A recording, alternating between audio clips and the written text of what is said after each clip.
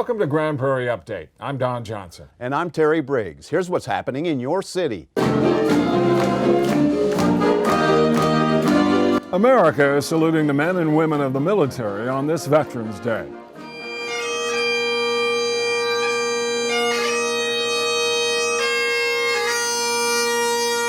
In Grand Prairie, the ceremonies honor the 56 hometown heroes who died defending their country and the courage of those who still answer the call to duty. Our veterans have come from ordinary lives, yet have etched their name in history. They chose this profession as a vocation and a calling, with satisfaction as their true reward. They are the true treasure that a family provides her nation, and I've not met a more powerful force. November 11th was originally set aside to remember the end of World War I. Congress changed it to a day we honor veterans of all wars. A sun-drenched November Saturday morning in Grand Prairie provided the perfect setting for some much-needed TLC at one of the city's most historic and cherished lots of land. Our Vernoy Cemetery is historic in Grand Prairie, and so we are excited to be a part of history today. For the second time this year, the people from Keep Grand Prairie Beautiful were joined by volunteers to stage a massive cleanup at the Vernoy Cemetery, one of Grand Prairie's oldest known burial grounds, located right in the heart of the Coronado Forest neighborhood on the city's south side. The 1-acre cemetery was named after Thomas Vernoy, one of Grand Prairie's original settlers, who donated the land to serve as a cemetery before the city was even incorporated in the late 1800s. Born 1904. The stones date from 1895 to 1925, and members of 12 different families are buried there, while evidence of other unmarked graves also remains. 6 years ago, I was just doing a personal photography project. I wanted to find different historical markers and historical cemeteries in Grand Prairie, so I just went online and did Google searches. I found out about the Vernoy Cemetery. I kind of looked it up on Google Maps. It was a little bit difficult to find, so once I actually found it, I came out to take some pictures, but I noticed that the weeds were very overgrown. They were tall enough to where they were covering all of the headstones. I saw that it really just needed some care.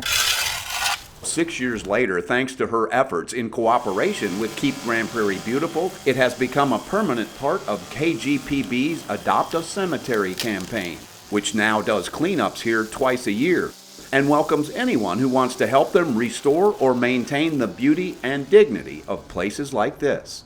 Well, one, to be with my daughter. She likes to volunteer, and so do I, and what better than to come and pay respect to those that have gone before us and keep Grand Prairie beautiful. You know, so it's where we live. Why not?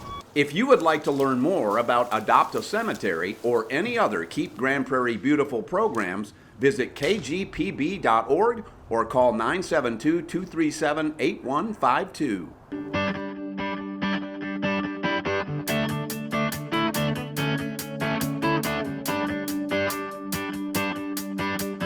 It's a day to honor 3 fallen police officers in Grand Prairie.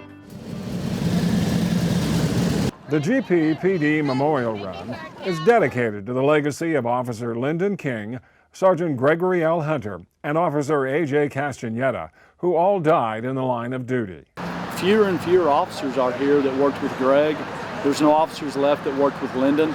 We have to help our recruits and our officers not only know what happened and how they lost their lives for their community, but also who they were as people, to carry on those memories and that legacy, to help them know who they were as good men and great police officers. The 8-mile run starts at the parking lot on I-20 where Sergeant Hunter was gunned down in 2004, winds north to the Bush Tollway where Officer Castaneda was killed while running radar in June, and finishes at I-30 where Officer King was hit and killed by a drunk driver in 1982. All 3 of them had so many things in common with their faith, their family values, and they were all very humble men.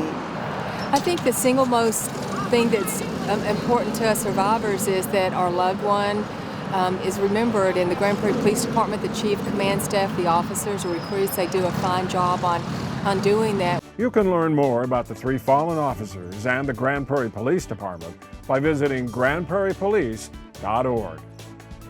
That's it for this edition of Grand Prairie Update. Hope you'll join us again next time.